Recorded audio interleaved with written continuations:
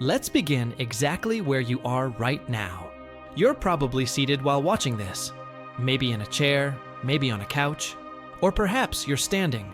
You can feel your body's weight pressing downward. You sense the firmness of the floor supporting your feet. If you stretch out your hand and touch a table or a wall nearby, it feels solid, unmistakably real. This sense of touch feels like your most direct link to reality. It reassures you that you exist here, now, and that the world around you is concrete and reliable. It convinces you that space is filled with objects, and that those objects are solid. But this confidence rests on the first and perhaps greatest illusion of all. If we could actually observe what is happening at the exact point where your skin meets the chair, if we could zoom past the surface of your skin, past cells and molecules, all the way down to atoms, we would witness something that completely contradicts your experience. We would discover that nothing is truly touching anything else. The atoms forming your body and the atoms forming the chair are separated by vast expanses of emptiness. Roughly 99.9999% of all matter is empty space. In fact, if all the empty space were removed from every human on Earth, the entire population could fit inside a single sugar cube. So why don't you fall straight through the chair? Why doesn't your hand slide through the table as if it were a ghost? Because what you interpret as solidity is not solid matter at all. It is a force. The electrons in your body carry a negative charge, and so do the electrons in the chair. Like charges repel one another, and they do so with immense strength long before any actual contact occurs. You are not truly sitting on the chair. You are hovering just above it, suspended on an invisible cushion of electromagnetic repulsion. In truth, you have never physically touched anything in your life. Not your phone, not your food, not even the people you care about. What you have always felt is the resistance of unseen fields. Your brain interprets this resistance as a solid world to explain why your motion stops. But in reality, there is almost nothing there. Just emptiness and forces pushing against other forces in the dark. If this already made you question what you thought was solid, stay with me. This video only gets deeper from here. Subscribe now, because once you start seeing reality this way, you can't unsee it. And what comes next will change how you experience everything. At this point, you might object, fine, touch may be deceptive, but sight is different. I can see the world. My eyes don't lie. We tend to believe that when we open our eyes, we are observing reality directly and instantaneously, as if our vision were a live broadcast of the universe. But biologically, this is impossible. Consider how vision actually functions. Light reflects off objects, enters your eyes, strikes the retina, and is converted into electrical signals. These signals travel along the optic nerve, are processed by the visual cortex, and are then reconstructed into the three-dimensional scene you experience as sight. This entire process takes time. It is fast, but it is not instantaneous. Neuroscience shows that there is a delay, typically around 80 to 100 milliseconds, between the moment light enters your eyes and the moment your consciousness becomes aware of what you are seeing. That may seem insignificant, but in physical terms, it is enormous. It means you are never experiencing the present moment. You are always living slightly in the past. Everything you see, everything you hear, everyone you interact with, you encounter as a version that no longer exists. When a light flashes, it has already gone dark by the time you perceive it. When someone snaps their fingers, the sound reaches your awareness only after the action is over. Your brain works hard to conceal this delay. It predicts what will happen next, edits the timeline, and synchronizes sound and vision so the lag remains unnoticed. But the delay is real. You are always watching a postponed transmission of reality. This leads to an unsettling question. If your brain is already editing time, already constructing a version of reality, rather than delivering a raw feed, how much of what you experience is actually real? And how much of it is merely a user-friendly interface designed to keep you functioning? This brings us to an even more uncomfortable issue. Why would our brains work this way at all? Why would evolution create a system that deceives us? For centuries, we assumed our senses evolved to reveal the truth.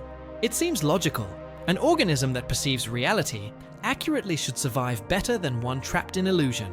But modern science suggests the opposite.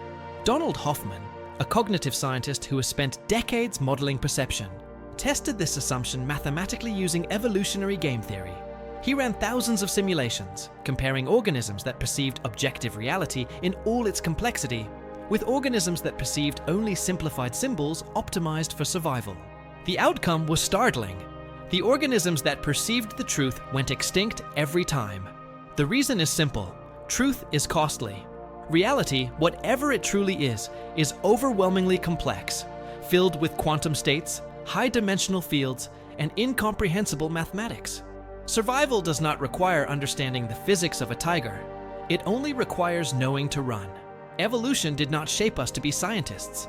It shaped us to stay alive. To accomplish that, the brain had to conceal the truth. It stripped away the unbearable complexity of reality and replaced it with simple, manageable symbols. This means that the world you see, the trees, cars, buildings, and stars, is not reality as it exists. It is a headset. It is a biological simplification that masks the true structure of the universe so you are not overwhelmed by it. To grasp this, look at the screen of your phone or computer. You see a folder icon. You know what it represents. You can click it, move it, delete it. But the file itself is not blue, not rectangular, and not located in the corner of a physical space. Its true form is a chaotic arrangement of electrical states, streams of ones and zeros, magnetic orientations, trapped electrons. If the computer showed you that raw reality, you would be unable to function. So the machine lies to you. It creates a clean desktop with colorful icons that hide the ugly complexity beneath. Hoffman's interface theory of perception argues that space and time function the same way. Space is not the stage on which reality unfolds. It is the desktop. Physical objects are not the underlying reality. They are icons. When you see a red apple on a table, you are not seeing the thing itself.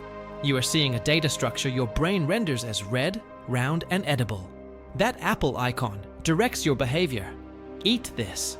But it resembles the true nature of the apple about as much as a folder icon resembles binary code.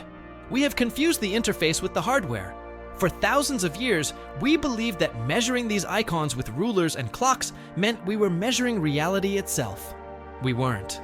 We were only measuring the pixels of our own perceptual headset. You might be tempted to dismiss this as a metaphor, but Hoffman insists it is far more than that. According to his mathematical framework, the probability that our sensory systems reveal the true structure of objective reality is zero. Not small, zero. This suggests that even the basic concepts we use to describe the universe, space, time, mass, causality, may be nothing more than the grammar of a species-specific interface. A creature with entirely different senses, one that could perceive magnetic fields or navigate higher dimensions, would not merely see the same world differently. It would inhabit a completely different perceptual desktop, interacting with objects that simply do not exist for us. This leads to a deeply disturbing conclusion. We often speculate about living in a simulation run by some external intelligence, but science suggests something closer and more unsettling. We are the ones running the simulation. Our brains continuously render a simplified version of a universe that, in its raw form, is utterly alien to us. We are trapped inside a biological virtual reality system we can never remove, because the system is what we are. If we cannot trust our eyes or our sense of touch, what happens when we try to peer behind the icons? What happens when we attempt to look past the interface itself? Let's pause here. If what we perceive is only a survival-oriented desktop, then we must confront a terrifying question. How much of reality is being filtered out right now? The answer is nearly all of it. We instinctively trust our vision, assuming that if something exists, we will see it. But the data tells a different story. The visible spectrum, the entire range of colors you can perceive, accounts for less than 1% of the electromagnetic information surrounding you. Less than 1%. At this very moment, radio waves are passing through your body. Wi-Fi signals are bouncing off the walls. Ancient microwave radiation from the Big Bang is raining down on your head. Neutrinos are streaming through the planet as if it were transparent. This information is real. It carries energy. But for you, it does not exist. Your interface does not display an icon for it. Imagine standing inside a vast library containing millions of books, yet you are allowed to read only one page from one book. You would conclude that the library is nearly empty. You would build your entire worldview around that single page. But you would be profoundly mistaken. You would be immersed in an ocean of information you simply cannot decode. That is our condition in the universe. We construct physics based on what we can perceive, but we are peering through a narrow keyhole.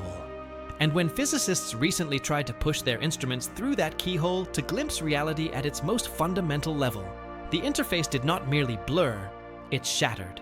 So let's try to shatter it. Let's try to zoom in. Intuitively, we feel that if we look closely enough, we will eventually reach the bottom. We expect that if we keep zooming in, we'll eventually hit something solid, some final, fundamental building block, a tiny hard marble of matter that everything else is made from.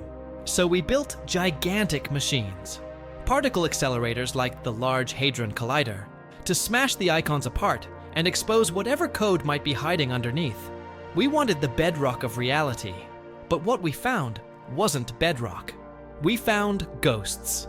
Look inside an atom, and you see electrons and a nucleus.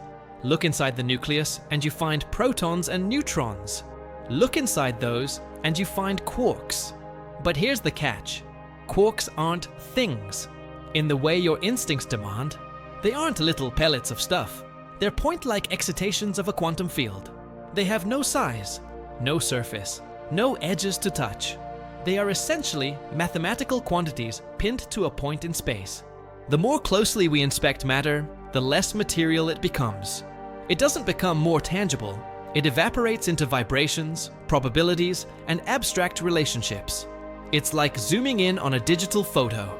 From far away, it looks like a face. Zoom closer, and the face starts to fall apart into blocks of color. Zoom in more, and those blocks become individual pixels. And if you push all the way down to the bottom, you're not looking at a face at all. You're looking at changing voltage values on a screen. The face was never a physical object in the data. It was an emergent pattern. And that is the point where the biological trap ends and the physical nightmare begins. Because when physicists began to analyze how these tiny points actually behave, they discovered that the rules of the game don't merely bend, they disappear. To understand why reality starts to break apart, we have to return to the beginning, to the experiment that lit the fuse, the double-slit experiment. It sounds simple. You may have heard it in school, but the consequences are so deep that they still keep physicists awake at night. Here's the setup. You fire particles, say electrons, at a barrier with two narrow slits. Behind that barrier is a detector screen. If electrons are little balls of matter, exactly what our interface tells us they should be, then each electron should go through slit A or slit B and hit the screen in two clear bands, like tossing tennis balls through two open windows. Straightforward. But that is not what happens. When you shoot electrons through the slits, they don't produce two bands. They produce an interference pattern, a series of many bands, exactly like waves of water spreading through openings and overlapping. That implies something that should be impossible. It implies that a single electron didn't choose one doorway. It implies the electron somehow went through both slits at the same time, interfered with itself, crossed its own path, and arrived as a wave. The idea of a localized object shattered. It suggested matter is not solid stuff the way we picture it. So the physicists said, okay, fine, then we'll catch it. We'll place a sensor at the slits and see which slit it actually uses. They turned on the detector. They fired the electron, and the instant they looked, the interference pattern vanished. Instantly, the electron behaved like a tiny solid ball, went through one slit, and hit the screen at a single spot. That result was so disturbing, it sparked a war inside physics that is still being fought today, because it suggests the universe behaves differently, depending on whether or not it is being watched. Albert Einstein refused to accept that. He believed in an objective reality, a world that exists with definite properties whether you observe it or not. He famously challenged the idea with a blunt question. Do you really believe the moon isn't there when you're not looking at it? For Einstein, the electron had to go through one slit or the other. If the results looked strange, that only meant our measurement was incomplete. He believed nature had a hidden script, a way to be real without needing us. Niels Bohr, one of the architects of quantum mechanics, took the opposite position. He argued that the question itself was meaningless. He said that before measurement, the electron doesn't have a position. It isn't anywhere in the way we mean somewhere. It exists as a cloud of probability, a ghost. Bohr was effectively saying, the universe doesn't render the details until you ask for them. Einstein called this spooky. He spent the rest of his life trying to rescue realism by hunting for hidden variables, a secret set of instructions that would prove the universe was deterministic, that God didn't play dice. Einstein tried to break quantum mechanics with a paradox. Along with Podolsky and Rosen, he proposed what became known as the EPR paradox, and it leans on something called entanglement. Imagine you create two particles that are linked, born from the same event, so certain properties are synchronized. If one ends up spinning up, the other must end up spinning down to keep the total balanced. Now separate them. Keep one in a lab on Earth and send the other to the opposite side of the galaxy. According to quantum mechanics, until you measure them, neither particle has a definite spin. They are both in a superposition of up and down. But the moment you measure the particle on Earth and find up, the distant particle becomes down instantly, faster than the speed of light. Einstein said, impossible. That breaks the cosmic speed limit. So he argued the particles must have already agreed on their spins before they separated. Like gloves in boxes. If you open one box and find a left glove, you know the other box contains a right glove. Not because information traveled magically, but because the gloves were always that way. That was Einstein's hope, that reality is fixed, local, and sensible. He died believing that was true. He died believing the gloves were real. But he was wrong. For decades, the clash between Einstein and Bohr, between the gloves are real and the gloves are ghosts, remained a philosophical standoff. There was no clean way to check. You can't look at a particle without interacting with it, and the moment you interact, the system changes. It seemed like nature had hidden its tracks perfectly. Then, in 1964, an Irish physicist named John Bell found the loophole. Bell realized that if Einstein was right, if the world is locally real and particles carry hidden instructions, then there's a hard mathematical limit on how strongly their outcomes can correlate. Think of it like a game show. If two contestants are locked in separate, soundproof booths and asked random questions, they might match answers sometimes, but they can't match too often unless they have a way to cheat, unless they're sending a secret signal. Bell wrote down that limit as an inequality. It became known as Bell's inequality, and it changed everything. It turned a foggy debate into a measurable test. Bell was basically saying, run the experiment, count the correlations. If the correlations stay under this line, Einstein is right, and reality is local and objective. But if the correlations cross this line, then reality as we intuitively understand it is the illusion. For a long time, the technology to do this properly didn't exist. It was a thought experiment waiting for engineering to catch up. But we kept building. Slowly, decade by decade, we built the machines. We built the trap. In the 1970s, John Clauser created the first real prototype, basically hacking it together with whatever was available. In the 1980s, Alain Aspect refined the method, and later, Anton Zeilinger pushed it to a truly brutal scale, sending entangled photons across large distances between islands, so there was no possible way any ordinary signal could pass between them in time to coordinate the results. In 2022, those three men won the Nobel Prize in Physics. But they didn't just win a medal, they delivered a death certificate, because the results were definitive. The particles didn't merely correlate, they behaved like they were dancing in perfect unison, violating Bell's inequality over and over again. They matched outcomes more often than any locally real universe should allow. The data was ruthless. It showed the gloves in the boxes were never gloves. They were never separate objects carrying pre-written properties.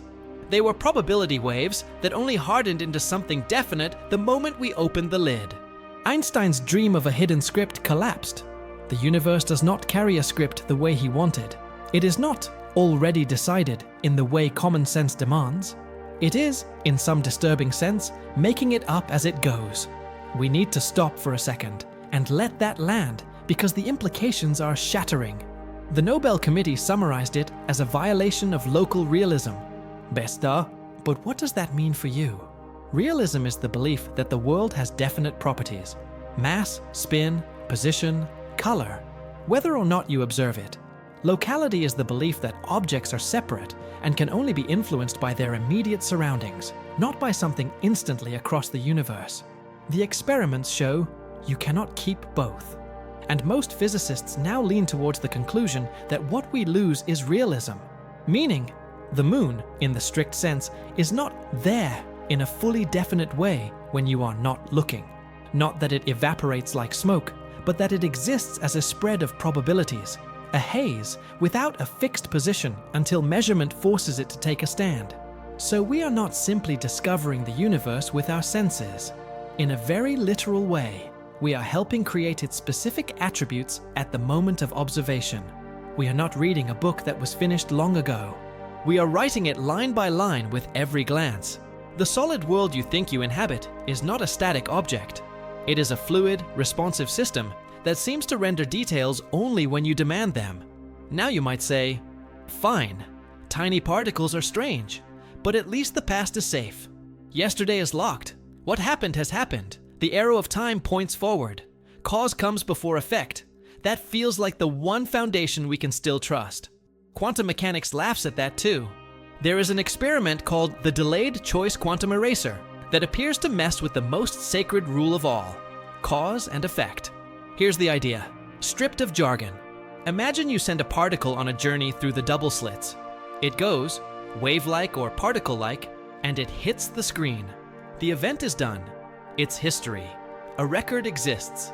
Then, after it has already hit the screen, you choose to do something bizarre. You decide whether to erase the information about which path it took. Common sense says your choice shouldn't matter. The particle already landed. The past is set. But the experiment suggests something else.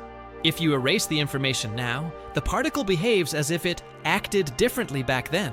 It's as though your decision in the present reaches backward and rewrites the particle's earlier story. It implies the past isn't a fixed archive. It's a cloud of possibilities that only becomes one definite narrative depending on how you choose to look at it today. We are not just constructing the future. We are, in a sense, curating the past. So if observation helps define reality, whose observation counts? Does my measurement override yours? That question leads directly to the famous puzzle known as Wigner's friend. Picture a sealed laboratory. Inside is a scientist, Wigner's friend, who performs a quantum measurement. He observes the particle and sees a definite outcome: spin up. For him, that is a fact. He writes it in a notebook. He's done. The wave function has collapsed. But outside the lab stands Wigner. He has no access to what happened inside.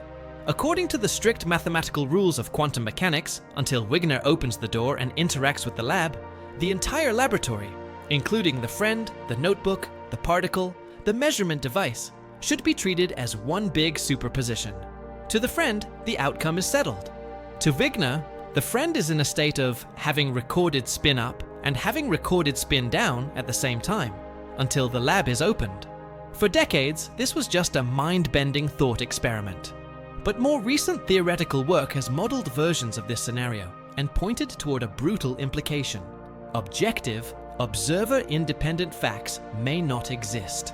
The friend has one fact. Wigner has a different fact.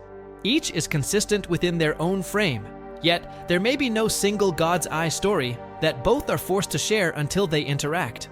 That shatters the comforting assumption that there is one final, universal version of events.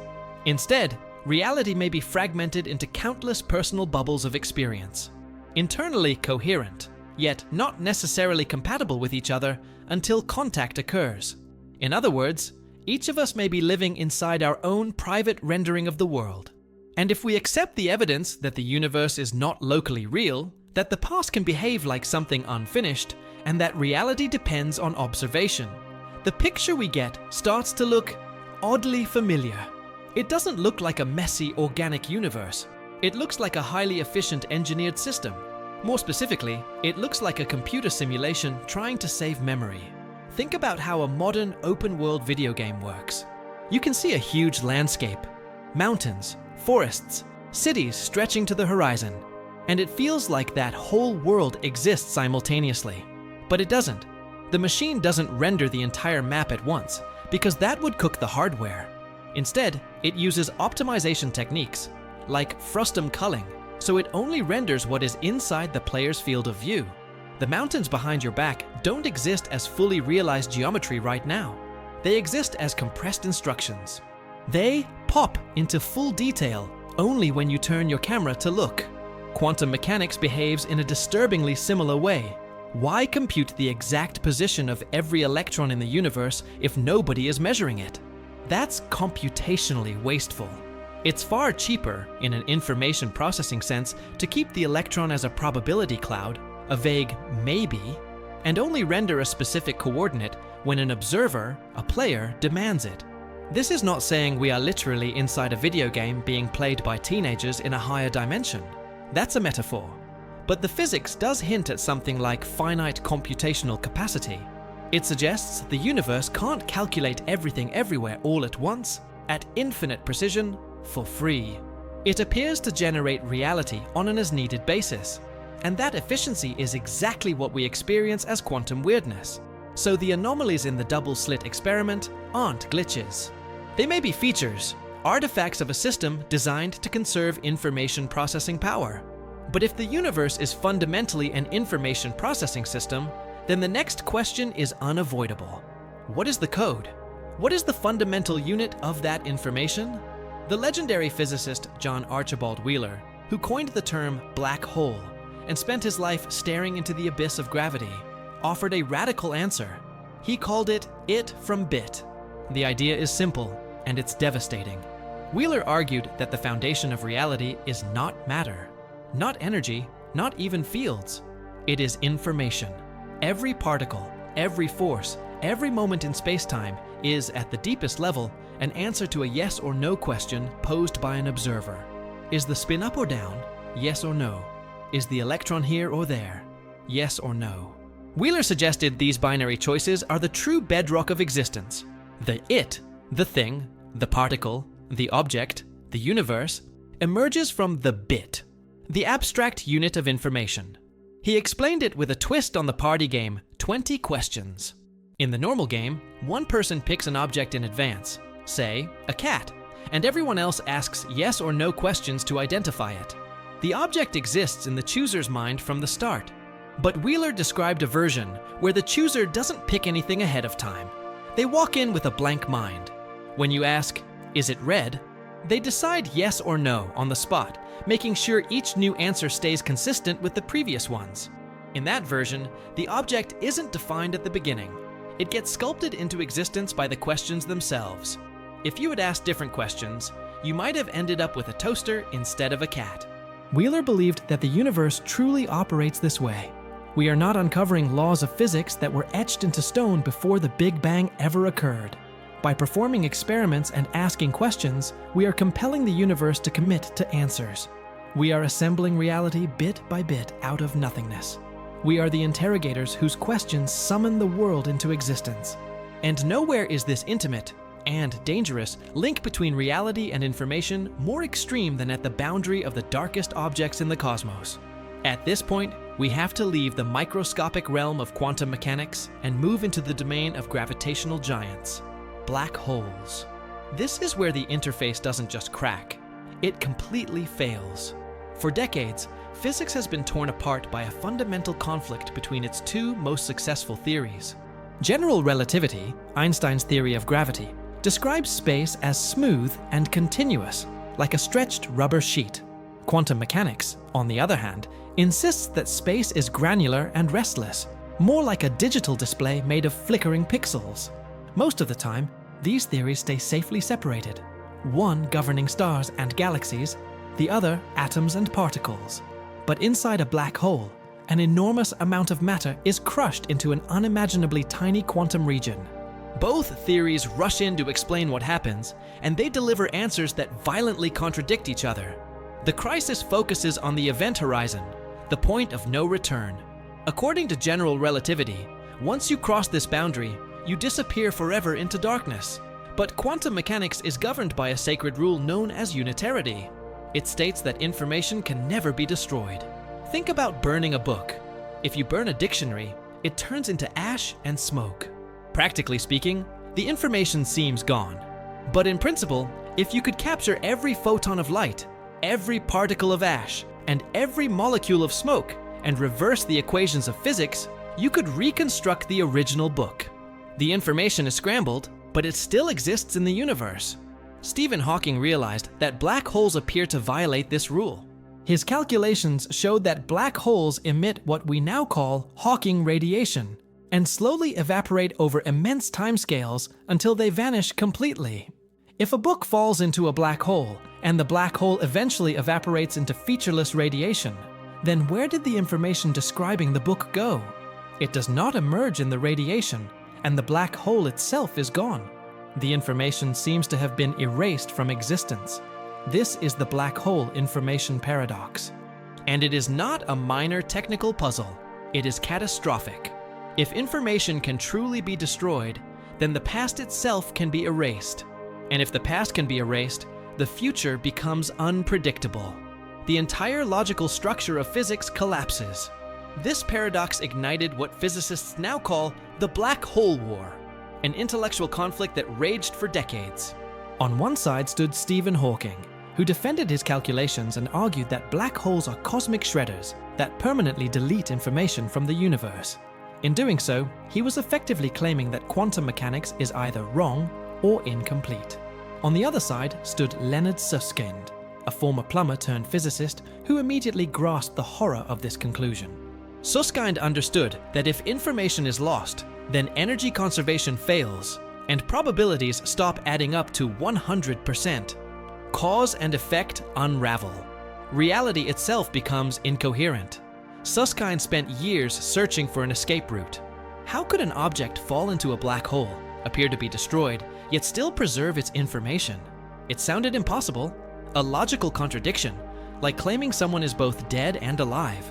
And then, Susskind realized that dead and alive is precisely the kind of contradiction quantum mechanics allows. Late one night, he proposed a radical, almost desperate solution. He suggested that when something falls into a black hole, the information is duplicated. One copy plunges inward and is crushed at the singularity, but another copy, a scrambled encoding of the object's information, is smeared across the surface of the event horizon itself. Like a bug splattering against a windshield, the information is flattened and stored on the black hole's outer boundary. This idea rescued physics, but at an enormous cost. It implied that the three-dimensional object inside the black hole is mathematically equivalent to the two-dimensional information stored on its surface. From this realization emerged the holographic principle. To appreciate how unsettling this is, imagine a can of soup. The soup, the broth, noodles, vegetables, exists in the three-dimensional volume inside the can. The label on the outside contains information describing the soup, ingredients, nutrition, composition. In everyday life, the label is just a description. You can't eat it. But Susskind argued that for a black hole, the label is the soup. The true physical information is stored on the two-dimensional surface, while the three-dimensional interior is merely a projection, a hallucination generated by that surface data. Physicists then took the next terrifying step and asked a dangerous question. If black holes, the most extreme objects in the universe, work this way, does the rest of the universe obey the same rule? A deep mathematical clue suggests that the answer is yes. It turns out that the maximum amount of information that can exist within any region of space, a room, a planet, even an entire galaxy, is determined not by its volume, but by the surface area of its boundary. This is profoundly counterintuitive. We assume that doubling the size of a room allows 8 times as much content, but the entropy limit scales with the walls, not the air inside. This implies that depth, the third dimension, is not fundamental. It is a projection. It suggests that you, me, the chair you're sitting on, and the stars above are actually three-dimensional projections of two-dimensional information encoded on a distant cosmological horizon. We are the hologram. We feel solid. We feel volumetric. But mathematically, we are flat. At first, this idea sounds like cheap science fiction, a clever mathematical trick with no relevance to the real world where we eat, work, and pay taxes. For a long time, many physicists felt exactly that way. They treated the holographic principle as metaphor, not instruction. But in 1997, a brilliant Argentine physicist named Juan Maldacena changed everything. He didn't merely suggest that the universe could be a hologram, he demonstrated that, in a well-defined theoretical model, it must be. Maldacena discovered what is known as the ADES-CFT correspondence. The name is intimidating, but the idea is astonishingly simple. He constructed two entirely different universes on paper. Universe A was a 5-dimensional world shaped like a saddle. It had gravity, depth, and objects moving through space. Universe B was radically different, a 4-dimensional boundary surrounding Universe A. It had no gravity and no depth, only quantum fields fluctuating on a flat surface. These worlds seemed unrelated. One was a volumetric universe with gravity. The other was a flat quantum system. Yet when Maldacena solved the equations, he found a perfect one-to-one correspondence. Every physical process in the 5-dimensional universe had an exact mathematical translation in the 4-dimensional boundary. A black hole forming in the volumetric world corresponded precisely to a specific pattern of quantum activity on the flat surface. They were not two universes, they were two descriptions of the same underlying reality. Like a video game. One version is code on a chip, the other is the immersive 3-dimensional world you experience on the screen. This suggests something deeply unsettling. Gravity itself, the force that keeps your feet on the ground and planets in orbit, may not be fundamental. It may be an emergent illusion, arising from quantum interactions on a lower dimensional surface. Depth is not basic. The 3rd dimension is not fundamental. We may be living inside a cosmic pop-up book that mistakes itself for a sculpture. If the universe is a hologram, a simulation, or a computation, then it must have a resolution. Anything that processes information does. An analog photograph can be zoomed in forever. A digital image cannot. Eventually, you hit the pixel. Does reality have pixels?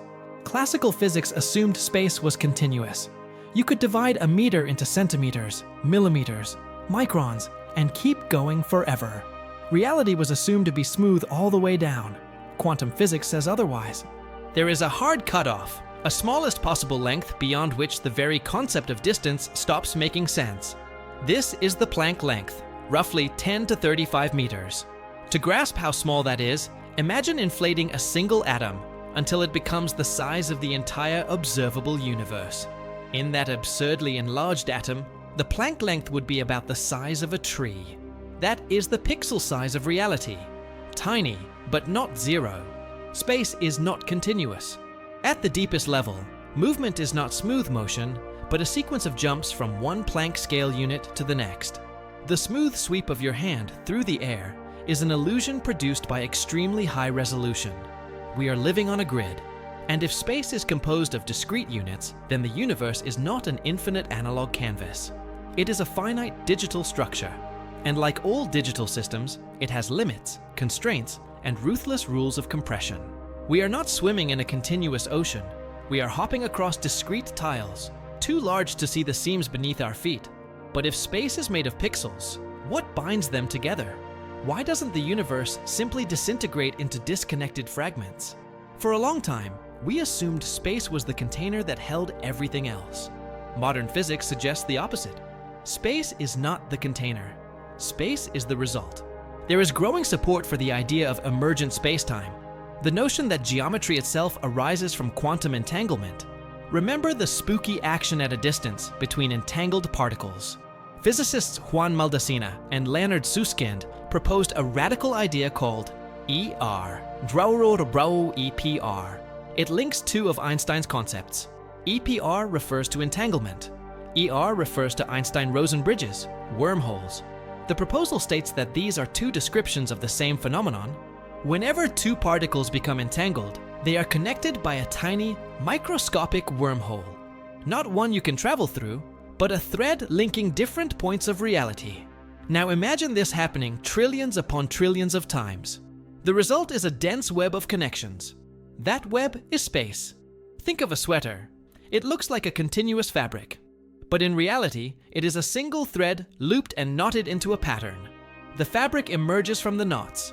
Pull the thread, and the sweater vanishes. In the same way, space emerges from quantum entanglement. Distance is not fundamental. It measures how strongly 2 points are connected. Sever the entanglement, and space itself dissolves. There is no empty gap. There is no between. This means we are not drifting inside an empty void. We are embedded inside an immense, vibrating web of data. And what we call gravity may simply be the tension in those threads. Now pull back and look at the full picture we've painted so far. It shrinks us in the most brutal, humbling way imaginable. We began this journey convinced we were physical creatures moving through a solid, objective world. Now we're staring at the possibility that we are holographic projections, three-dimensional characters emerging from quantum processes on a distant boundary, stitched together by entanglement itself. That leads to a metaphor that feels uncomfortably accurate: the cinema. Picture yourself sitting in a movie theater. You face the screen and watch a car chase. It looks real. The car seems to have volume. The mountains feel deep. The explosion feels like it should have heat. But if you walk up to the screen and touch it, it's flat. There is no car. There is no fireball. The movie's reality isn't located on the screen at all. The real physical action is the film strip running through the projector behind you. The screen is merely where the light lands. The holographic principle implies that our entire universe is the screen. We are the characters. We laugh, cry, fight, build cities, and make plans, convinced we have depth and agency. But the true physics, the real causal machinery, may be happening somewhere else, on the two-dimensional film strip at the boundary of the cosmos. We are Plato's cave shadows, certain we are the objects that cast the shadows. And that is terrifying, because it implies a lack of agency. A shadow cannot decide to raise its arm. The object moves first. So are we just puppets, motions generated by code written on the horizon? Or does the fact that we are conscious mean there's a way, somehow, to turn around and glimpse the projector? If the universe is a projection, it needs a light source. It requires energy to keep the movie running. And that brings us to the unavoidable tragedy of every physical system. Projectors run out of power. Film strips decay. And our universe, digital and holographic or not, seems to be running on a battery that is slowly draining. We've dismantled space. Now we have to dismantle time. Because if the universe is a finite system of information, it is governed by the most ruthless law in all of science. The second law of thermodynamics, entropy. To you, time feels like a flow, like a river carrying you from yesterday into tomorrow. But physics treats time very differently. In the fundamental equations of quantum mechanics and relativity, there is no built-in arrow of time. The math doesn't care which direction you run it. Play a video of a planet orbiting backward, and gravity still works. Reverse a photon's path, and Maxwell's equations still hold. So why do we remember the past, but not the future? Why do we age? Why do coffee cups shatter into fragments, but never leap back into one piece on their own? The answer is entropy. Entropy is often described as disorder, but more precisely, it is a measure of hidden information. There are vastly more possible arrangements that correspond to a shattered cup than arrangements that correspond to a whole cup. There are vastly more ways for the universe to be generic and messy than to be precise and ordered. And statistically, systems drift from order to chaos, from specificity to sameness, from information into noise. What you experience as time is the feeling of that drift, the sensation of the universe shuffling the deck. Time seems to move forward only because the universe began in an absurdly special, highly ordered state, the Big Bang. It was a perfectly stacked deck, and for the last 13.8 billion years, we've been watching the cards scatter. We are riding the wave of collapse, but that implies a grim ending. If time is simply the process of reality becoming more scrambled, then eventually the scrambling finishes. Eventually the deck is fully shuffled. When entropy reaches its maximum, nothing interesting can ever happen again.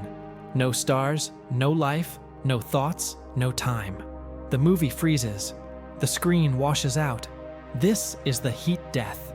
And if the universe is a computer, this is the moment the hard drive gets wiped clean. To understand why the universe is dying, we have to return to the moment it was born.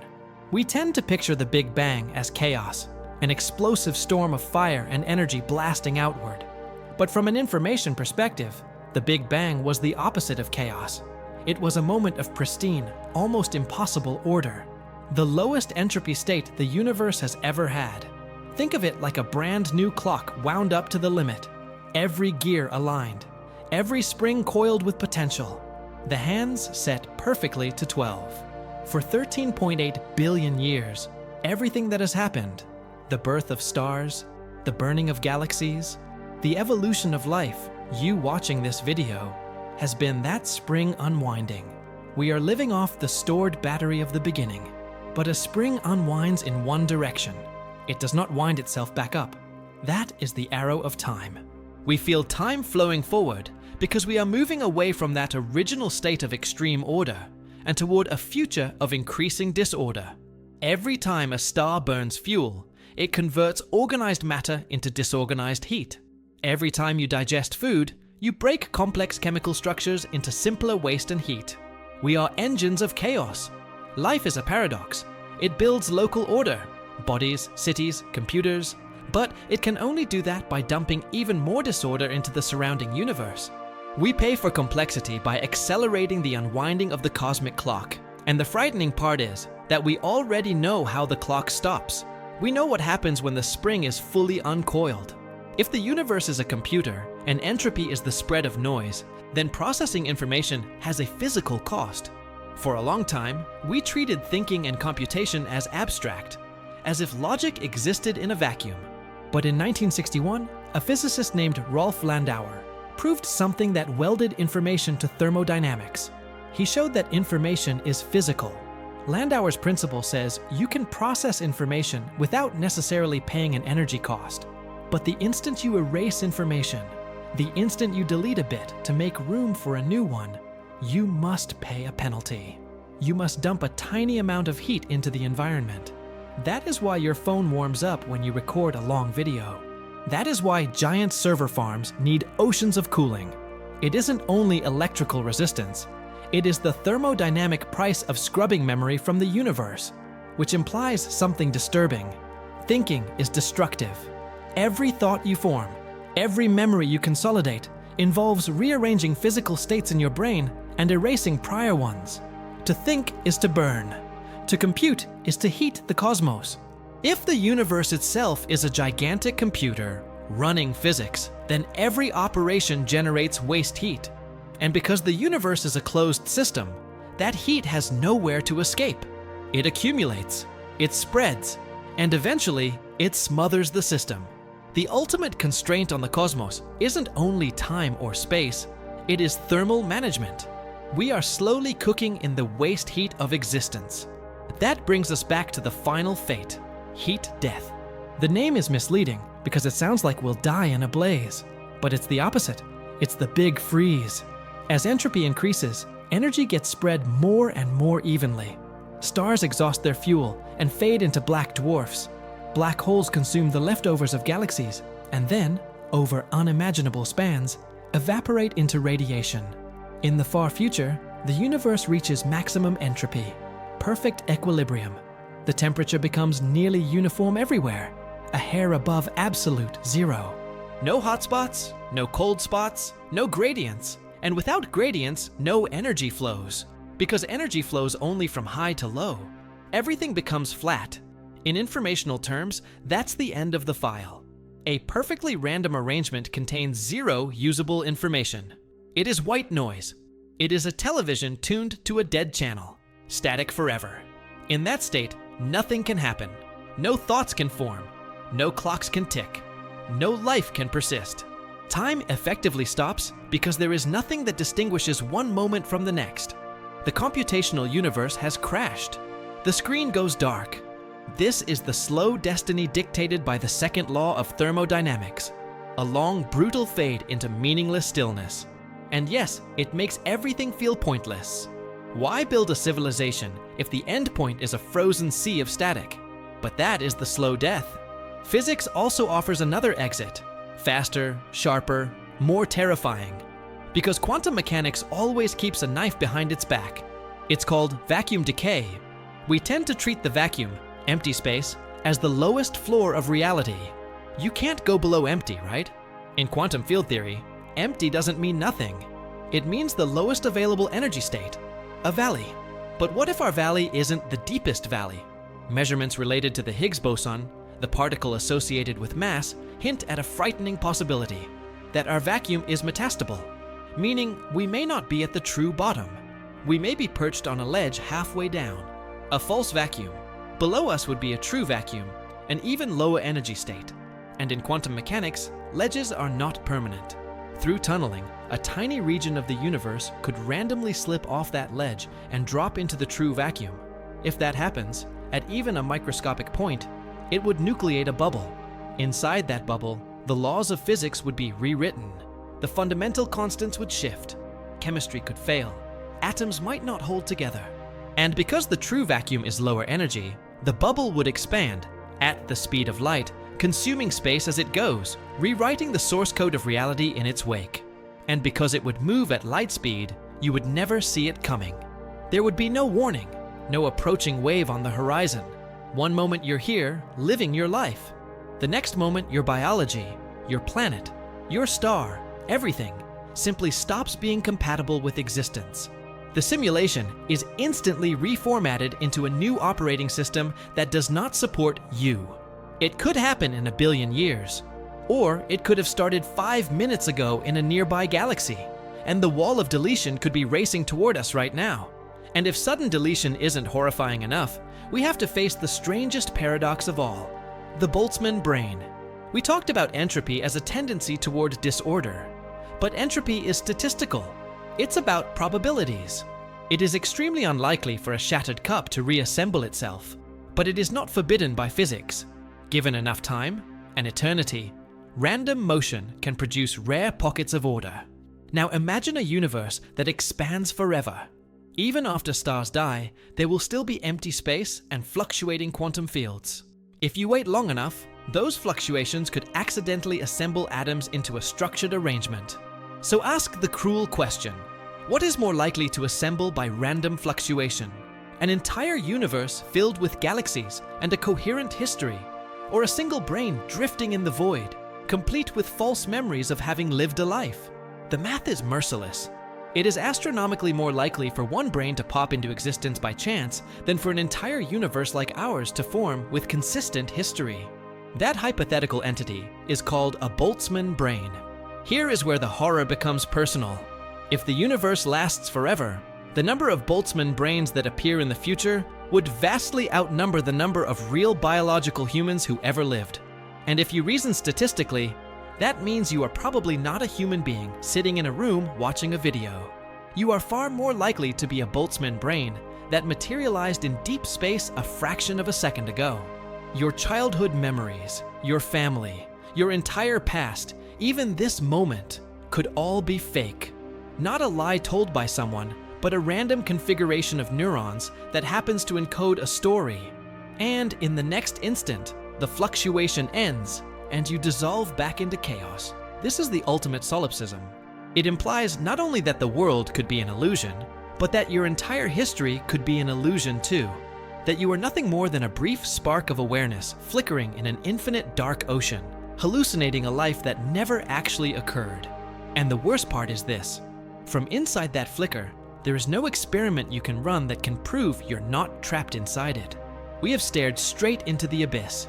We have faced heat death, the inevitable freezing of the cosmos.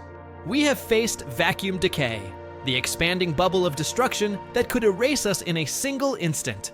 And we have faced the horrifying possibility that we are merely Boltzmann brains, momentary fluctuations in an infinite void, experiencing a fabricated biography that never truly existed. With all of that on the table, it makes perfect sense to feel dread. It makes sense to feel tiny. If the universe is dying, if our memories might be counterfeit, if we are just temporary patterns in a sea of rising entropy, then what is the point? Why should anything matter? But that fear comes from a deep misunderstanding of what we are. It comes from a trap built into language itself. We panic because we think of ourselves as nouns. We think of ourselves as things, as statues made of matter that are supposed to last. We want to be rocks in the river, unmoving, permanent, eternal. And when we realize that the rock will erode, when we realize that the statue will eventually crumble into sand, we collapse into despair. We label it death. We label it tragedy. Physics suggests something else entirely. We are not statues. We are not nouns. We are verbs. We are processes. Think about a melody. Think of a song you love. A song doesn't exist all at once. You can't freeze it and still call it music. If you tried to play every note of a symphony at the exact same time, you wouldn't get beauty. You would get a single brutal blast of meaningless noise. For music to exist, the first note has to die so the second note can live. A melody requires time to pass. It requires the present to vanish into the past. The beauty isn't in permanence. The beauty is in flow. It is a pattern of change, a structure defined by the fact that it does not last. That is what you are. You are not a physical object. You are a melody being played on the strings of the universe. You are a complex pattern of information processing that can only exist because entropy increases. We are surfing the wave of chaos. If the universe were static and eternal, if the clock never unwound, if energy never dispersed, then we could not exist at all. Life is thermodynamics. Consciousness, love, discovery, struggle.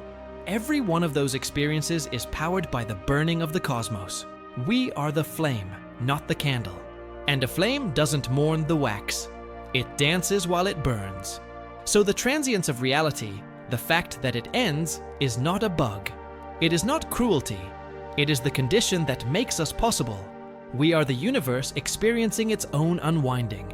And that experience is the only thing that is real.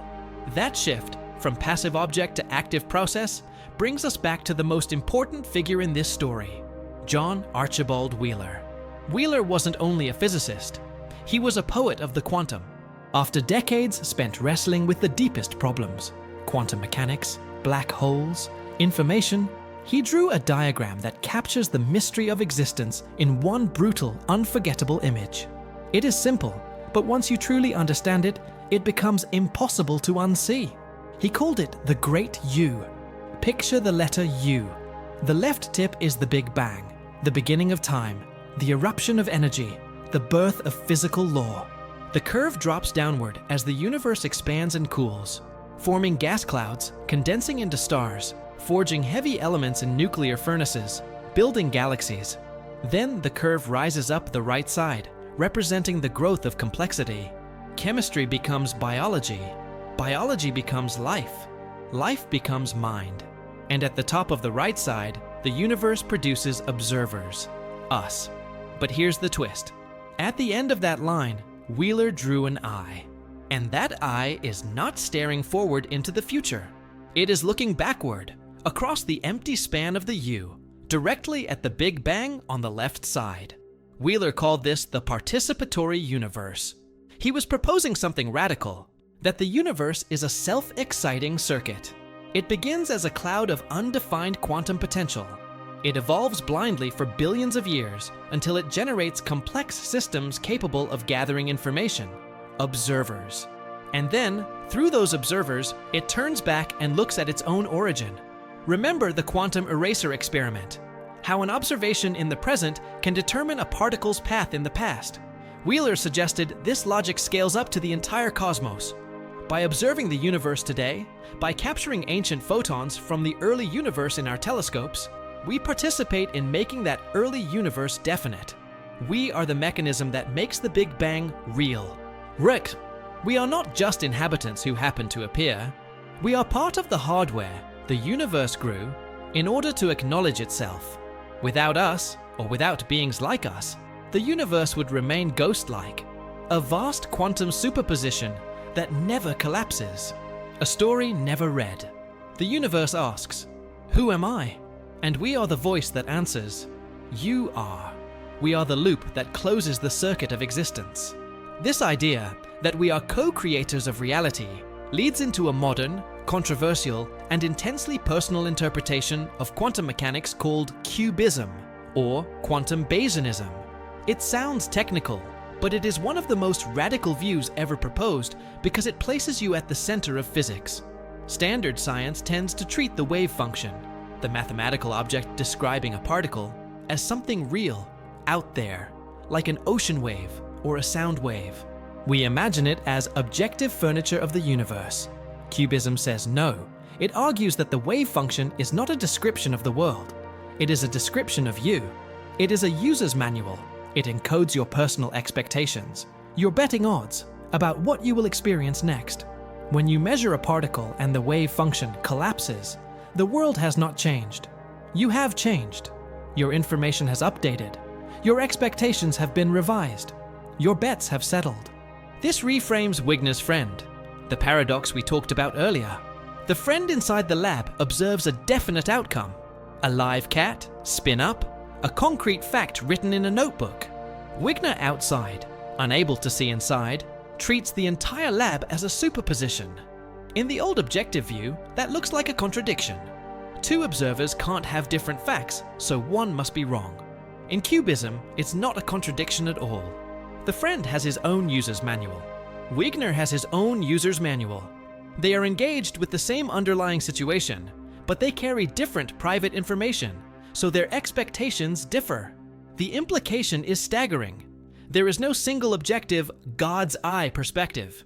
No view from nowhere. There are only billions of first-person perspectives. My reality is mine, constructed by my questions and my observations. Your reality is yours. We share a world, we exchange signals, we interact with the same quantum substrate, but we do not necessarily render it in identical terms. And this view rescues us from the nightmare of determinism. If the future is not a fixed reel of film stored inside a block universe, but a chain of bets we place and outcomes we live through, then there is agency. We are not merely watching a movie, we are playing it. The future is not written until we stake ourselves into it. The universe is not a rigid structure. It is a fluid conversation between the observer and the observed. And every time you open your eyes, you are speaking to it. But there is a massive hole in this story, a gap skeptics have aimed at for half a century. How does a thought, immaterial, ghostly, abstract, reach out and collapse something physical? How does mind touch matter? Is there a bridge between psychology and physics? For a long time, physicists insisted the answer was no. The brain is warm and wet. Quantum states are fragile. In a noisy environment, superpositions rapidly fall apart through decoherence. The brain, they argued, should behave like a classical machine. Chemistry, ions, neurotransmitters, a biological soup, not a quantum computer. Then Sir Roger Penrose, one of the most formidable mathematical physicists alive, famous for his work on gravity and black holes, including collaborations with Stephen Hawking, joined forces with anesthesiologist Stuart Hameroff to propose a daring model called Orchestrated Objective Reduction, or ORSH-OR. They didn't treat neurons as the key unit. They looked inside neurons, at microscopic structures called microtubules, rigid tubes that form the cell's internal scaffolding and help maintain shape and transport. Penrose and Hameroff argued that microtubules could act like protective cylinders capable of shielding quantum states from the brain's noise, like tiny isolation chambers. They suggested that inside these structures, qubits could persist in superposition, processing information in multiple states at once. And when the mass energy of these superpositions reaches a critical threshold, they undergo an objective collapse. That collapse, they propose, is a moment of consciousness. In this view, a thought is not merely chemistry. A thought is a quantum event, a ripple in spacetime itself. For decades, this was ridiculed. People called it fantasy. But then biology started doing something inconvenient for the critics. It began revealing quantum effects where they shouldn't exist. Evidence emerged suggesting birds may use quantum effects for navigation in their retinas. Research indicated plants exploit quantum coherence to transfer energy during photosynthesis with astonishing efficiency. Biology is warm and wet, and yet it appears to harness quantum behavior.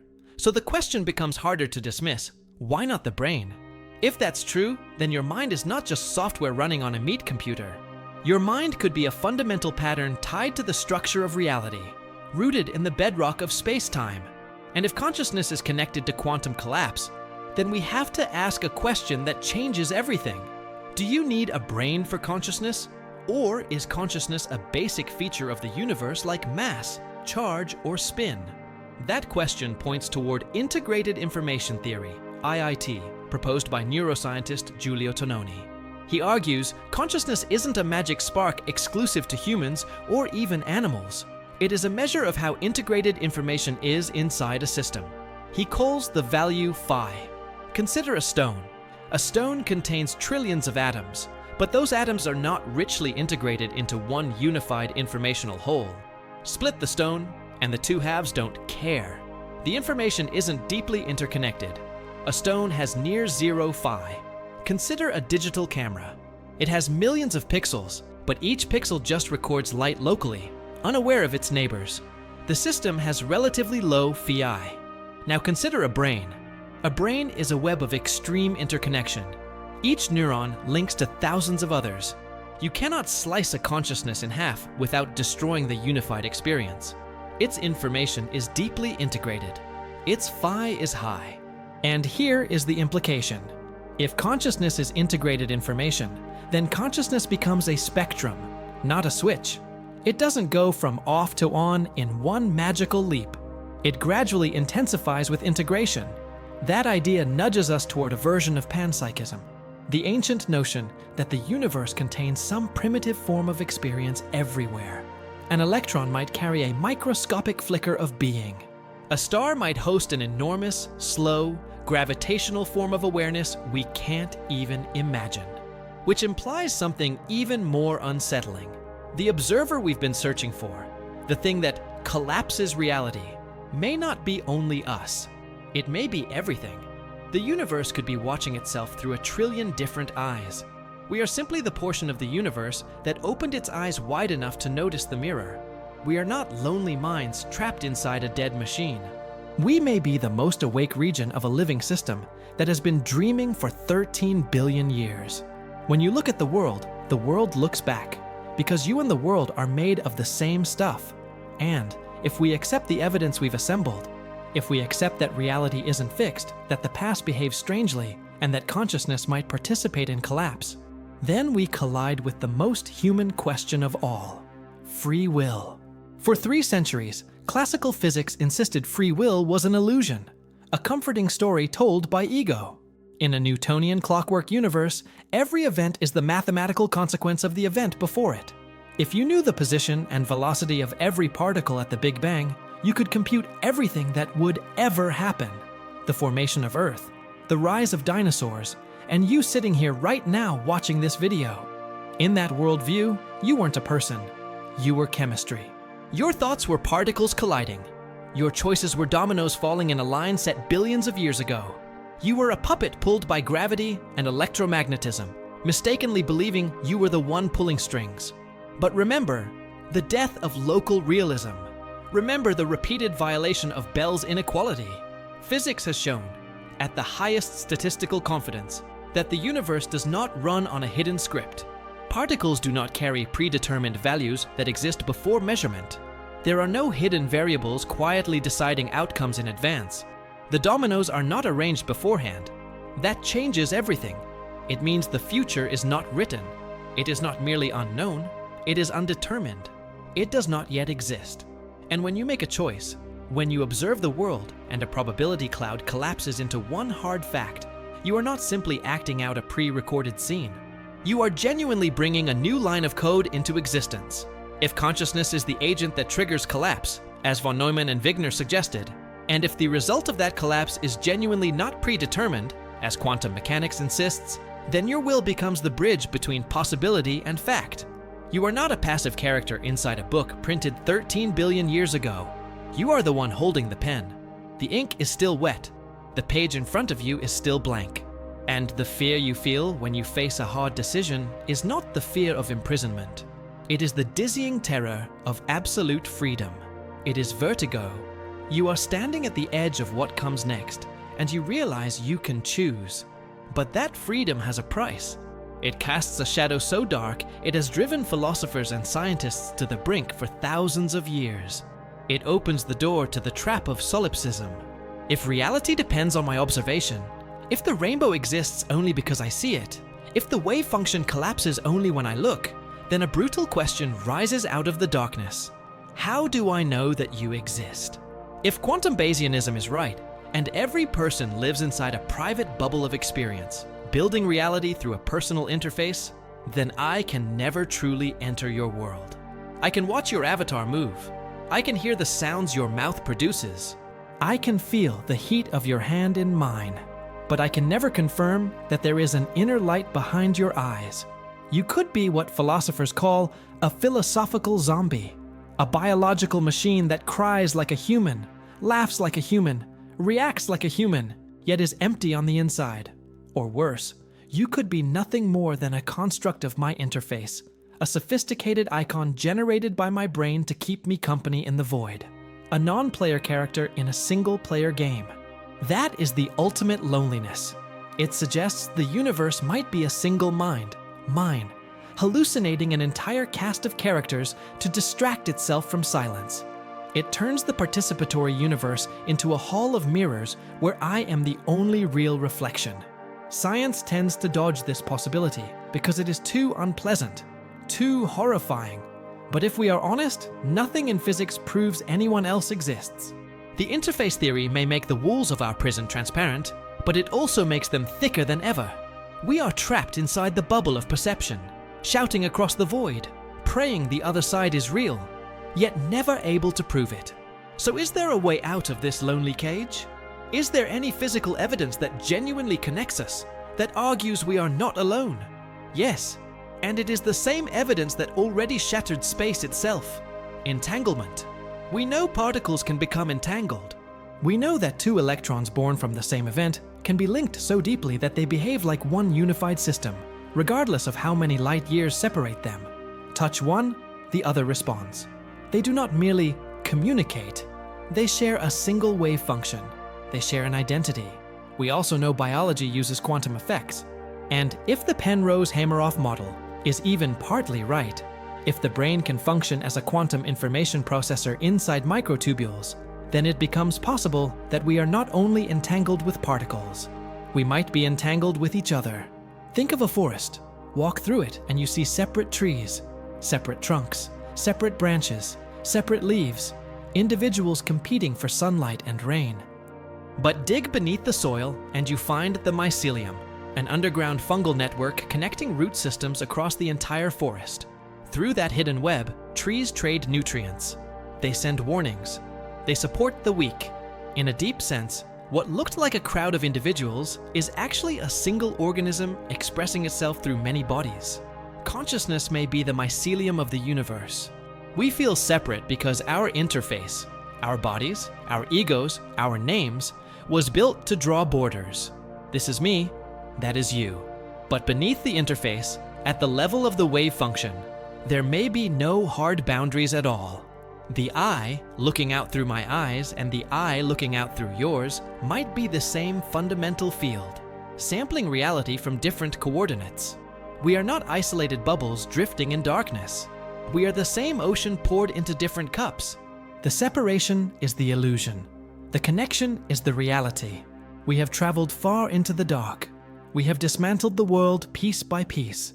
Before we reach the final conclusion, we have to stop and stare at the wreckage. We have to collect the fragments we've uncovered over these last hours and see what picture they form. Piece number 1, the mask. We began with something ordinary, sitting in a chair, feeling touch, and we discovered that what you call matter is almost entirely emptiness and force. You are not truly touching the world. You are hovering over it. Then we realized that what you call now is a delayed broadcast, a perception processed by a brain that lags reality by roughly 80 milliseconds. We saw that evolution placed a virtual reality headset over your senses. The colors, the shapes, the solid objects, they are not reality. They are a user interface, a desktop of simplified icons designed to hide the dangerous complexity underneath. Quantum fields. We admitted we are blind to most of the cosmos's data. We live inside a map, not the territory. The red apple is not red, and it is not an apple. It is a data structure painted by your brain to make you eat it. This was the first step. Humility. accepting that our senses lie, accepting that the solid world is a survival story. We removed the first mask expecting a face beneath it, and we found only more masks. Piece number 2, the engine. Then we zoomed in. We searched for the hardware behind the interface. Inside atoms, we found ghosts. We fired electrons at a wall and watched them become waves. We tried to trap reality with the double slit, and reality trapped us, changing behavior the moment we looked. We learned local realism is dead, and the 2022 Nobel Prize sealed it. Objects do not carry properties until measurement demands them. The gloves are not waiting inside the boxes. Even the past is not fully written. The present can shape how the past becomes definite. The universe began to look like a video game engine, optimizing, rendering only what is observed, keeping everything else as a probability cloud until a player forces a result. This was the second step, unrealism. Accepting that the stuff of the world is not stuff at all. It is potential, a calculation waiting for input. We discovered the engine, but we still hadn't located the screen. Piece number 3, the screen. The hardest piece because it contradicts the geometry you live inside. You feel depth. You move through rooms. You walk down streets. You look up at the stars and feel endless distance. Yet at the edge of physics, black holes, we found something impossible. Information isn't stored inside. It is encoded on the surface. The interior volume may be a projection. The soup inside the can may be nothing but a hologram generated by the label. Then the logic spread outward.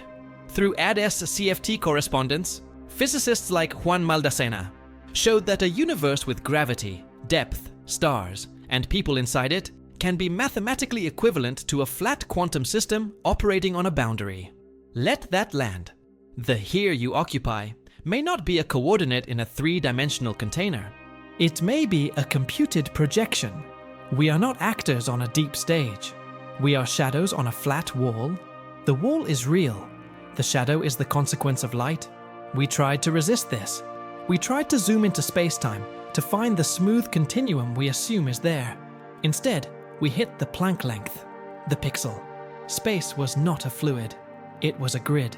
The smooth motion of your hand is not a slide.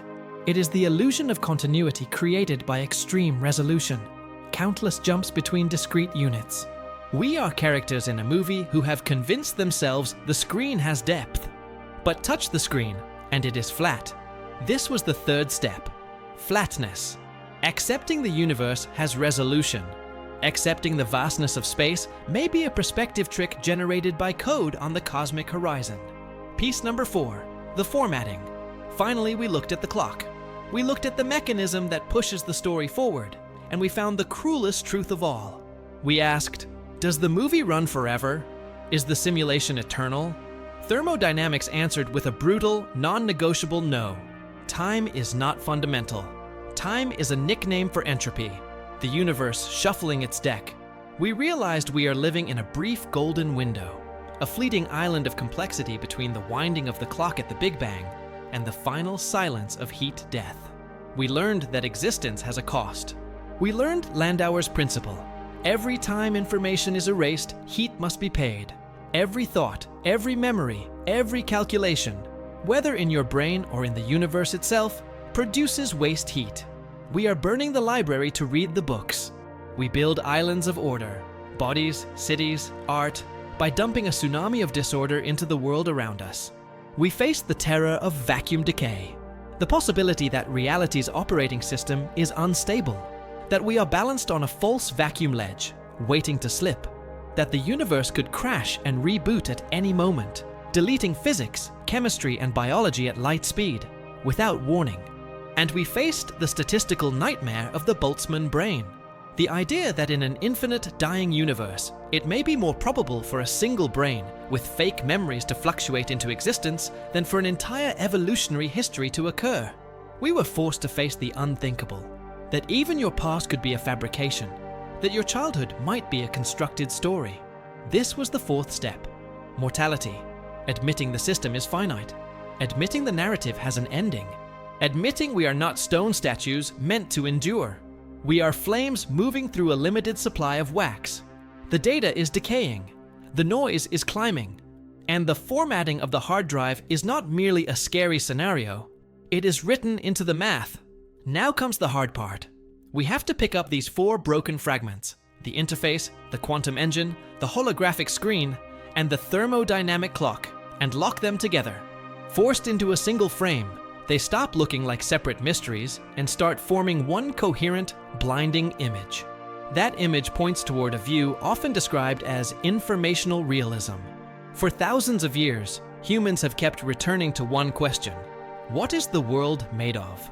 And for thousands of years, we thought we had the answer. We thought it was matter. We thought it was stuff. First, earth, air, fire, water.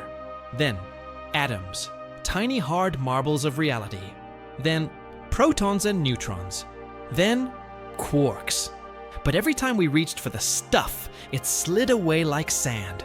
We looked into the atom and found emptiness. We looked into the quark and found not a thing but a point-like excitation. More math than marble. The bottom of the rabbit hole is not bedrock, it's a bit. Informational realism claims the universe is not fundamentally made of matter, not fundamentally made of energy, it is made of information. The base unit of reality is not the atom. It is the distinction, yes or no, 0 or 1, up or down. Think of a library. You pull a book from the shelf. You open it. You see ink on paper. But is the story the ink? Is it the paper? Of course not. You could burn the book and recite the story out loud. Now the story is carried by sound waves. You could store it as a digital file. Now it's encoded as magnetic states or trapped charge. You could tap it in Morse code. Now it's clicks. The medium changes. Paper, air, silicon, temporary costumes. The information stays. The information is the thing that persists across forms. This view implies something sharp and personal. You are not your body. Your body is the paper and ink. It is hardware, and hardware rots. You are the story. You are a complex, self-referential pattern of information processing. In this frame, the universe is not a warehouse filled with objects. It is a network of relationships, a web of structure, it from bit. And this is not a small philosophical tweak. It's a civilizational shift from a materialist worldview where dead matter is primary to an informational worldview where structure, code, and meaning sit at the foundation. We are not characters wandering inside a physical set. We are sentences inside a cosmic text. And that changes how we face the ultimate terror, death. If we are information, then the question that haunts every conscious being becomes unavoidable. What happens to the information when the book burns? What happens when the body dies? What happens when the hard drive is smashed? Intuition says, gone, deleted, lost forever. But quantum mechanics offers one more brutal gift, something that sounds like religion at first glance, but is framed as cold mathematics. The conservation of quantum information, often discussed through ideas like unitarity and the no-hiding notion. In quantum theory, the evolution of an isolated system is unitary, meaning in principle, the movie can be run backward. Information can be mangled, scattered, encrypted, and smeared across an ocean of thermal radiation. But it cannot be erased from the total wave function. Burn a diary, and the words vanish to your eyes. The paper becomes ash. The ink becomes smoke. But the physics says, if you could capture every photon from the flame, every particle of ash, every vibration of heat, every molecule in the smoke, if you could gather the entire environmental record, then in principle, the dynamics could be reversed to reconstruct the original text. The information was not destroyed. It was hidden, distributed into the environment like an encryption key exploded into a storm. Under that lens, you cannot be deleted. The pattern that is your mind, your memories, your choices, your internal structure, gets imprinted into the universe's informational fabric. When you die, the coherence ends. The pattern unravels as a living process, yes. The I dissolves back into the whole. But the data is not annihilated. It is conserved, written into the cosmic record. We fear death because we think we are hardware, and hardware fails. Hardware decays. Hardware turns to dust. But if we are code, if we are information, then we are embedded in a system that does not permit deletion. not as floating biological ghosts in a cartoon heaven, but as indelible traces in the structure of reality. The universe remembers everything because the universe is the memory. And that brings us to the most dangerous question, the one hiding behind this entire investigation. If the universe behaves like a computer, if it's holographic, if it's code made of information, then who is the programmer? Who built the machine? Who wrote the software? Who pressed run? Our instincts immediately look upward. We search for a god, a creator, an alien teenager running a supercomputer in some higher dimension. We want an outside parent. That impulse is ancient. But the computational picture hints at something stranger, lonelier, and in a way more magnificent. Maybe there is no outside at all. Imagine an M.C. Escher drawing. 2 hands. One hand holds a pencil and draws the other hand into existence. Cuff, shading, skin. But the other hand also holds a pencil and draws the first. Which one started it? Which is creator and which is creation? The answer is neither and both. They generate each other inside a loop. The universe may be a self-simulating system. It generates laws. Those laws give rise to matter and energy. Matter and energy generate complexity. Complexity generates observers. And observers, by measuring, by asking questions, force quantum possibilities into definite facts, feeding back into the very reality that produced them. Software writes hardware. The observer creates the universe that creates the observer. The future defines the past. It is a strange loop, not a top-down program. In that frame, we are not victims of a simulation run by a cruel overlord. We are not rats in a maze built by someone else. We are processing nodes in a system trying to understand itself. We are the universe waking up. The programmer is not a guy in a chair. The programmer is the collective intelligence of every observer who has ever lived, is living, or will live. We are writing the code together, right now. With every choice, every measurement, every gaze into the dark, we are the hands drawing themselves. And after hours of dismantling reality, cracking Newton's clockwork, smashing Democritus's atoms, unraveling Einstein's spacetime, we may realize we've been staring through the wrong end of the telescope. What if the engine isn't out there? What if the engine is in here? That brings us to a radical, controversial proposal in modern thought, biocentrism, most famously associated with biologist and physician Robert Lanza. It argues we made the foundational mistake at the beginning. We assumed the universe is a dead box that came first. Big Bang, laws set, stars burn for billions of silent years, planets form, and then, by some chemical accident, life crawls out of mud. In that story, consciousness is a late byproduct, an accidental fungus on a dying rock inside an indifferent void. Biocentrism flips the arrow. It suggests biology is not a byproduct of physics.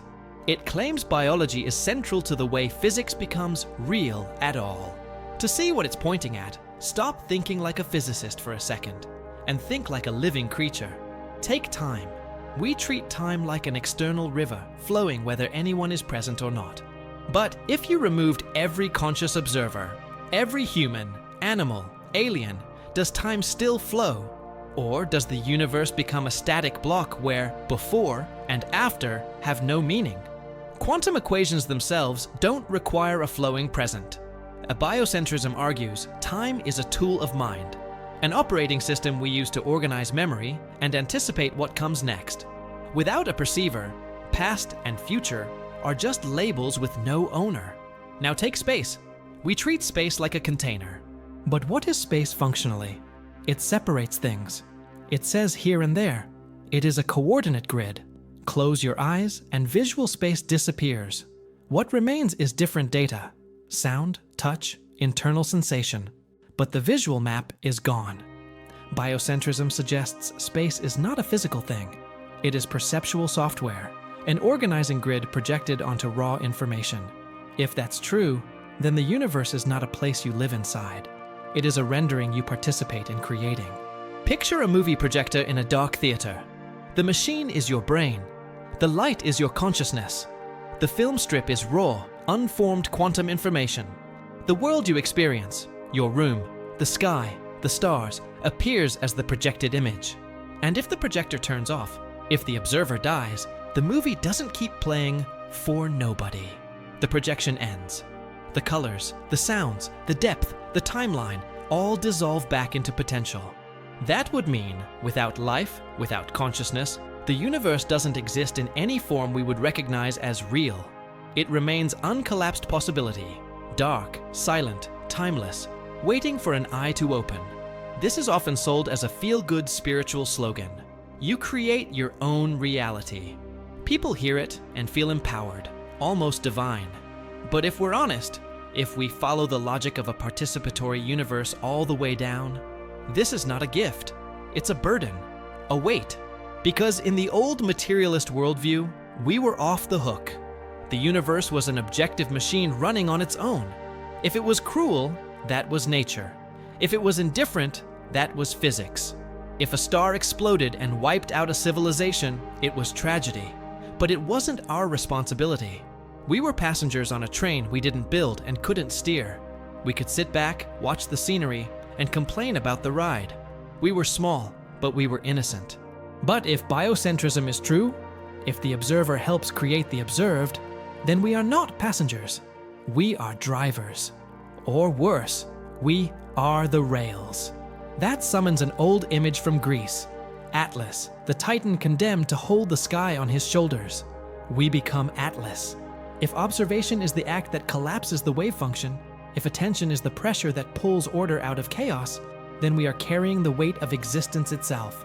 Let that implication hit you. Every time you open your eyes, you perform a cosmic act. You force the universe to decide. You compress a haze of possibilities into a single outcome. You harden a version of the past. That makes responsibility feel literal, physical. If we stop looking, stop asking, stop searching for meaning, does the world soften back into gray probability? Are we the thin line between existence and non-existence? It changes what a human life is. It suggests curiosity, science, art, love are not just pastimes to distract ourselves while we wait to die. They are load-bearing. They are structural beams holding up the roof of reality. When a scientist points a telescope at the night, she isn't merely observing a galaxy. She is participating in the act that makes that galaxy definite. When an artist paints a landscape, he isn't simply copying nature. He is stabilizing an interface, anchoring a version of the world. And that invites a haunting fear, the fear of blinking. What happens when we look away? What happens to the parts of the universe no mind is attending to? Do they thin out? Do they dissolve back into the probability pool? If you take the strictest reading, physics hints they do. The world starts to feel fragile, like a lucid dream where you have to concentrate to keep the walls from dripping and the floor from melting. It turns existence from a random accident into a duty. We must witness. We must keep the projector running, because if the light dies, the theater goes with it. You might hear this and think, nice poetry, but is it science? Can any of this be tested? Or are we just telling ourselves sophisticated ghost stories so we feel important in the dark? Fair question. For a long time, these ideas, the hologram, the pixels of space, the observer's role, lived mostly on chalkboards. Beautiful equations, nothing you could put your hands on. But we are living through a quiet shift. We're moving from speculation toward detection. We're building machines that might actually confirm or break the illusion. We're building, in a sense, a microscope for space-time. If the holographic principle is real, if space is pixelated, then those pixels aren't metaphors. They're physical constraints. And if they exist, we should be able to hear them. Think about audio. Analog silence is smooth. Digital silence, if you crank the gain high enough, reveals a hiss, quantization noise, the granularity of bits. Reality should have an equivalent hiss, a fundamental jitter in space-time, a grainy tremble you can't average away. Some physicists call it holographic noise, a tiny irreducible blur baked into the fabric because no location can be specified with infinite precision. So, we are building ears for that blur. On Earth, detectors like GEO 600 were designed for gravitational waves, but they are also sensitive enough that, in principle, a fundamental space-time jitter could leak into their noise floor. Some people have argued that unexplained residual noise might be telling us something deeper. Not instrument error, but the static of the cosmic pixel grid. And soon, the listening gets bigger. LISA, a laser interferometer in space, has been planned as a triangle of satellites separated by millions of kilometers, linked by lasers, measuring distance changes with absurd precision. A machine like that won't just watch events, it will listen to the texture of space-time itself, echoes of the early universe, the subtle tremors of geometry, maybe even the telltale hum of a finite resolution reality. At the same time, we are pushing the observer effect to the edge. We've done superposition with electrons. We've done it with molecules. Now teams are trying to do it with larger and larger systems. Things that start to feel uncomfortably real. People talk about viruses. People talk about pushing toward microscopic organisms. The idea is simple and violent. Poke the code harder. Force bigger objects to behave like probability clouds. See where classical reality finally refuses. See where the glass wall of the screen shows itself. But here's the tragic twist. Even if we build perfect instruments, even if we build a computer the size of a galaxy, there may be a wall we can never punch through. A wall built not from matter, but from logic. That wall is Gödel's incompleteness theorem. In 1931, Kurt Gödel proved something devastating.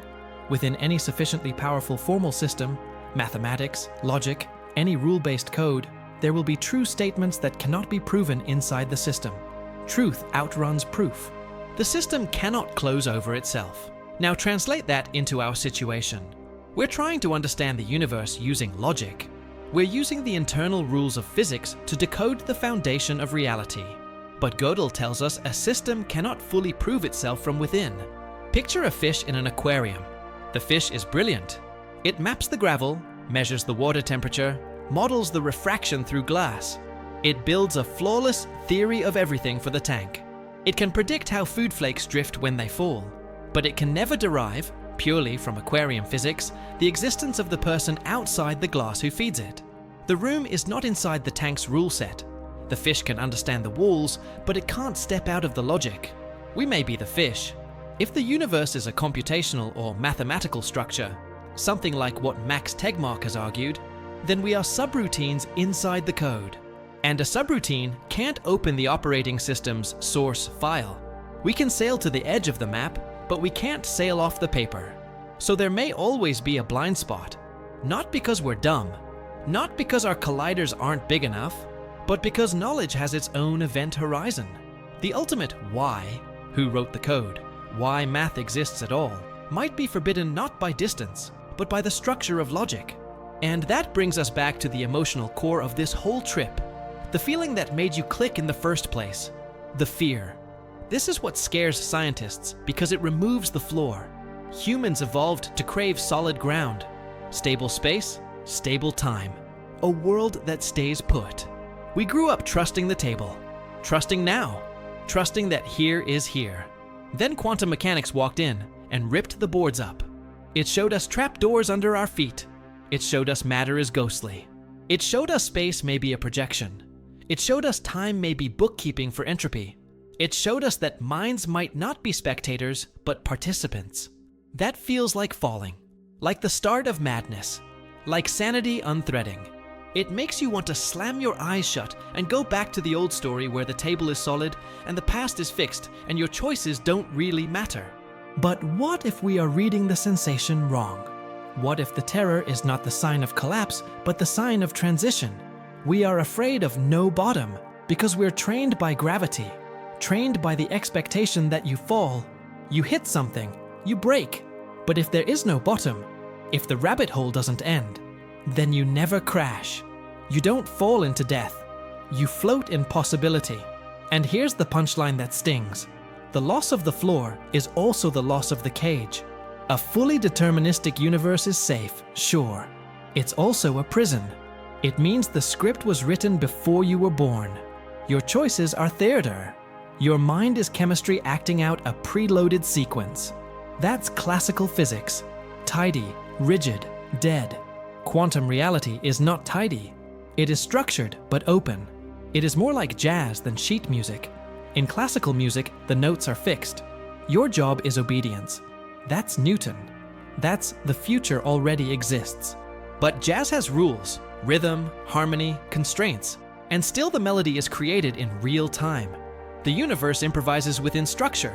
Particles improvise, outcomes improvise, and you improvise. Uncertainty isn't a darkness to fear. It's a canvas. If reality is potential until it is asked into form, then you are not trapped inside an indifferent machine. You are a participant in making the world definite. Not a puppet, an improviser. Not a passenger, an author.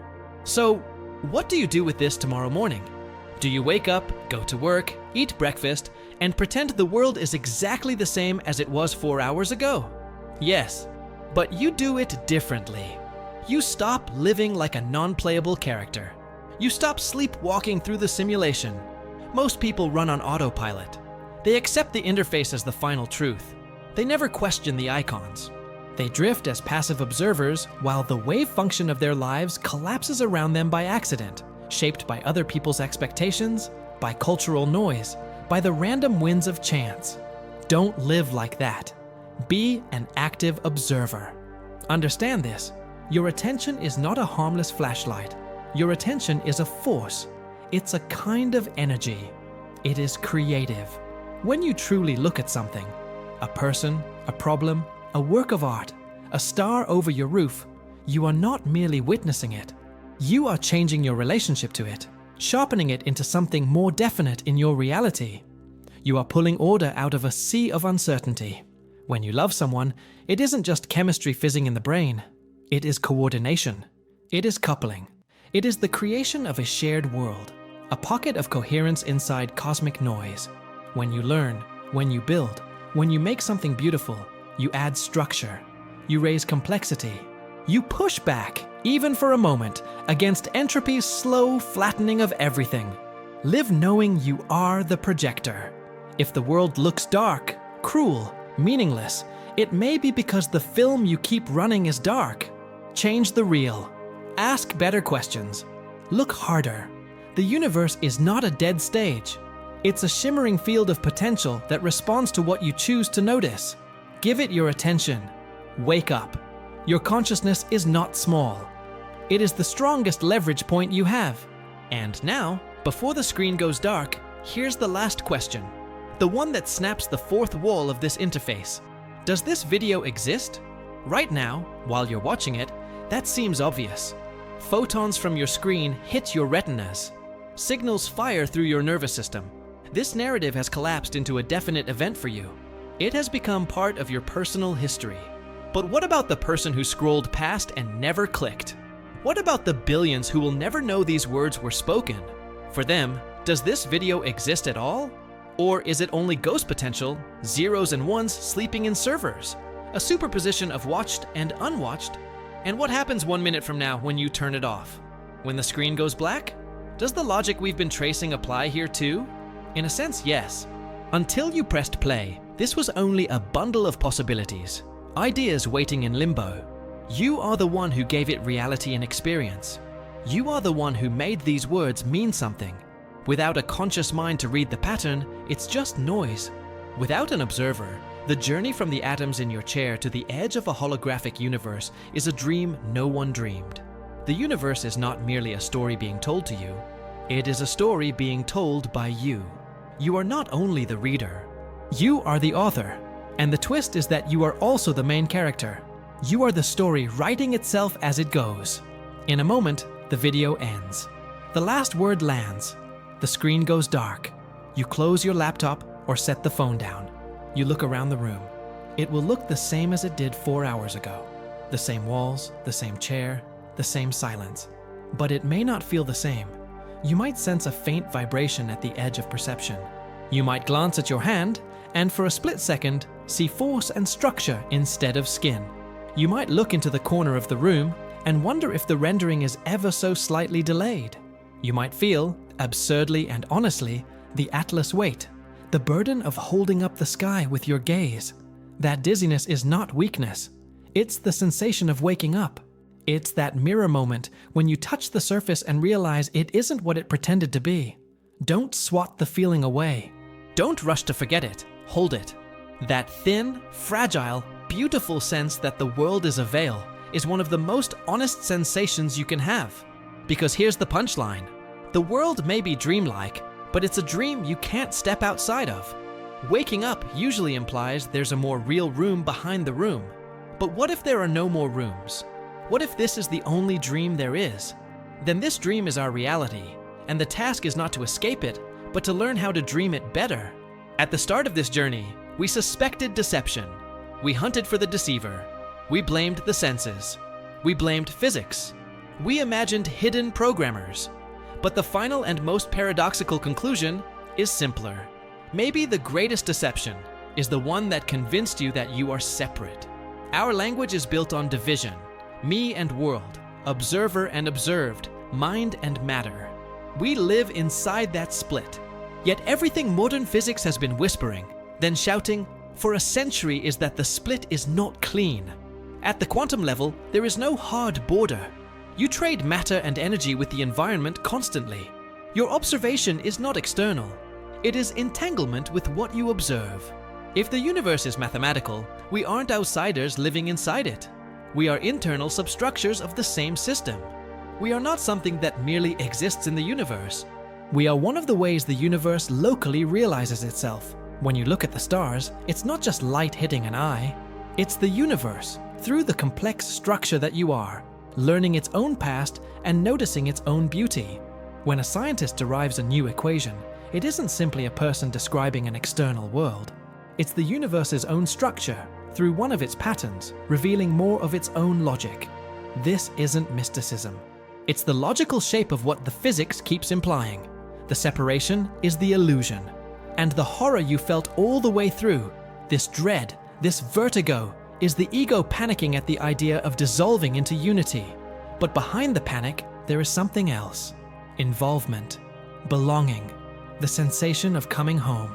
We wanted solid ground. We found relationships. We wanted final answers. We found deeper questions. We started asking if it is real, and ended up realizing we were asking the wrong thing. The real question is, what is it? And the answer we keep circling is that it is process, an immense, self-sustaining, self-referencing information process. Not a statue, not a finished object, not a solved puzzle, a living unfolding. Maybe the point isn't a final conclusion. Maybe the point is the unfolding itself. We're used to thinking knowledge is accumulation, facts stacked in a vault. But maybe real knowledge is participation. Participation in an endless cosmic dialogue. Every discovery, every painting, every insight doesn't finish the story. It makes the story richer. It adds branches to the tree. And we, conscious beings, are not spectators of that tree. We are its active agents. We don't find peace in the answer. We find it in the chase, in the craft, in the curiosity, by continuing to ask, to create, to notice, to love, to participate. Yes, some of these ideas are terrifying. Simulation, mathematical patterns, emergence from nothing, the collapse of old foundations like matter, space, time, objectivity. But each terror has a reverse face. If the world isn't material, then it is a staggeringly delicate structure of information. If we are programs, then we are programs that can love, create, and ask what we are. If all this arose from nothing, then the fact that complexity and consciousness could bloom at all isn't only horror. It's awe. Science was never meant to comfort your preconceptions. Its job is to smash them. And behind every smashed illusion, you don't find emptiness. You find a bigger, stranger, more beautiful landscape. The universe may be an illusion compared to what we assumed, but it is the most magnificent, intricate, thrilling illusion imaginable. And it's ours. And that, terrifying or not, is the only reality we get. So the right response isn't paralysis. It's participation. It's waking up tomorrow morning, eating breakfast, going to work, and doing it like a conscious author, not a scripted character. Because the page is still blank, and the ink is still wet. If this way of seeing the universe resonated with you, subscribe to the channel and stay awake for what comes next.